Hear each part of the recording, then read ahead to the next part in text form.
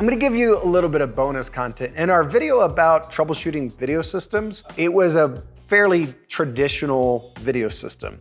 Here is the ultimate in television. I didn't want to get into a couple of things. There's an interesting thing happening in our AV world right now where everything is moving towards IP-based connectivity. And so in video world now, we not only have HD-based T, network-based video that's going on. We also have video over IP that's happening. And so sometimes the problems that we're having are no longer like traditional AV problems. Sometimes the problems that we're having are actually IT problems, meaning that our switcher isn't hooked up, isn't configured properly.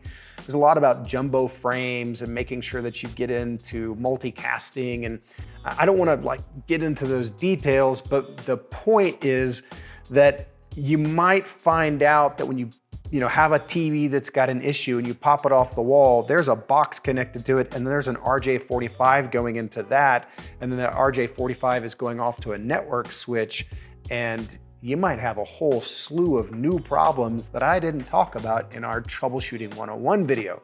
Right. It's a challenge to try to figure out now this new world of IT and AV and how they're working together. And the best I could tell you at this point is to make sure that when you encounter something like that, you are doing video over IP, that you're going to the manufacturer's specs and you're figuring out exactly the way that the switch needs to be configured, and that you're working with the IT team of that facility and you're making sure that they're configuring the switch properly.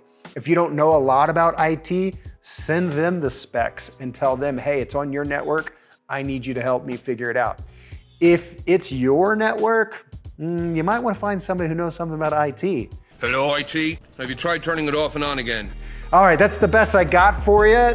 If you're enjoying the content, always make sure you hit like, make sure you subscribe. You can send a comment and I'll get back to you as soon as I can. Otherwise, we'll see you on another episode of Knowledge Basics.